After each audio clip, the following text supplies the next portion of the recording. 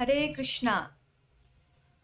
अक्षय तृतीया अर्थात वर्ष का ऐसा दिन जिस दिन हमें किसी भी शुभ कार्य को करने के लिए पंचांग या मुहूर्त देखने की आवश्यकता नहीं पड़ती है।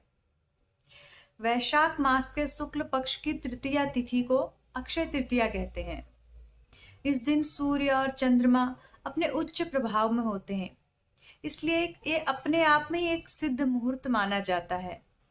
और हमारे पुराणों से और हमारे इतिहास से जुड़ी कई सारी ऐसी घटनाएं हैं जो इस अक्षय तृतीया के दिन घटी थी। तो क्रम से हम बताते हैं। सर्वप्रथम जो इस सृष्टि की रचना का कार्य ब्रह्मा जी ने किया वो अक्षय तृतीया के दिन आरंभ किया। फिर जो भगवान के 10 प्रमुख अवतार हैं उसमें से जो छठे नंबर के अवतार हैं भगवान परशुराम, जिन्होंने 21 बार क्षत्रियों का संहार किया, उन परशुराम भगवान का अवतरण भी अक्षय तृतीया के दिन ही हुआ था। और साथ ही सतयुग, त्रेता, द्वापर, कलयुग, इन चारों युगों में से सतयुग और त्रेता का जो प्रारंभ का दिन है वो भी अक्षय तृतीया का दिन है।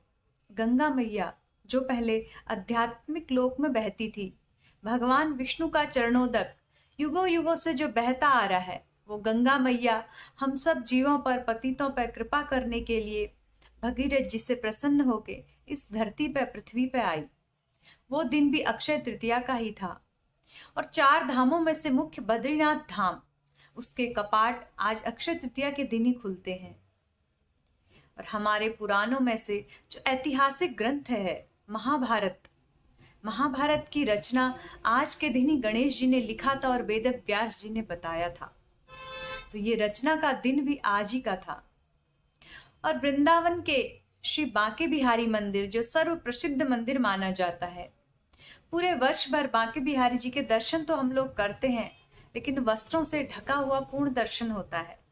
एक अक्षय तृतीया के दिन ही बांके बिहारी जी के चरणों के दर्शन होते हैं।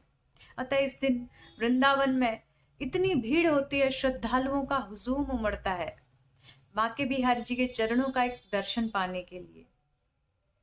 देवताओं के जो खजांची हैं वो कुबेर जी, उनको कोषाध्यक्ष का पद और जो ऐश्वर्य है वो आज ही के दिन मिला था।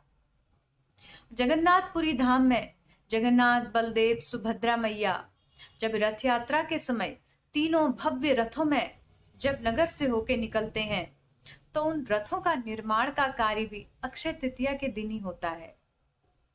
श्रीपाद माधवेंद्र पुरी जी ने अक्षय तृतीया के दिन से ही अपने गोपाल जी को चंदन लगाया था 21 दिन तक, यानी कि आज से ही चंदन यात्रा का शुभारंभ होता है।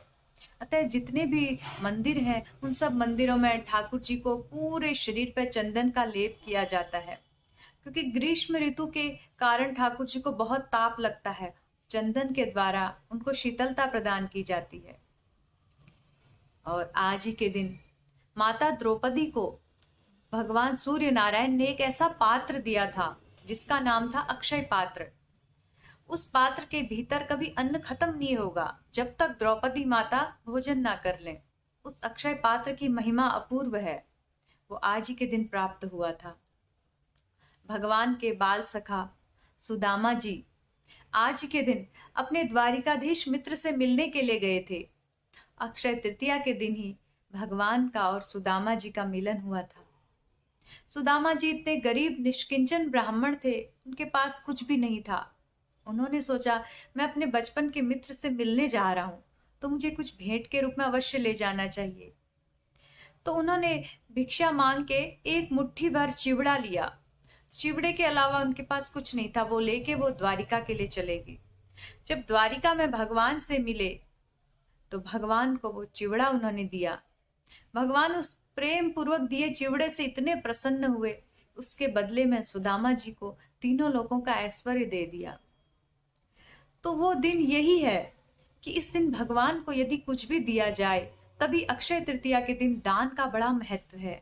दान, तप, यज्ञ कुछ भी अगर हम इस दिन करते हैं तो अक्षय हो जाता है। उसका जो फल है अक्षय, अर्थात कभी समाप्त ना होने वाला, उसका फल कई गुना बढ़ जाता है, अमोघ हो जाता है। तो इसलिए आज कुछ दान अवश्य देना चाहिए। और सबसे बड़ा है हरिनाम का दान। हरिनाम का दान प्रत्येक जीव को देने का प्रयास करना चाहिए और स्वयं भी अधिक से अधिक हम अक्षय तृतीया को भगवान का नाम लें, क्योंकि कई गुना फल इसका बढ़ जाता है। यह तिथि ही ऐसी है। हमारे घर के ठाकुर जी या आसपास मंदिर में जाके चंदन घिसकर ठाकुर जी को जरूर अर्पण करना चाहिए।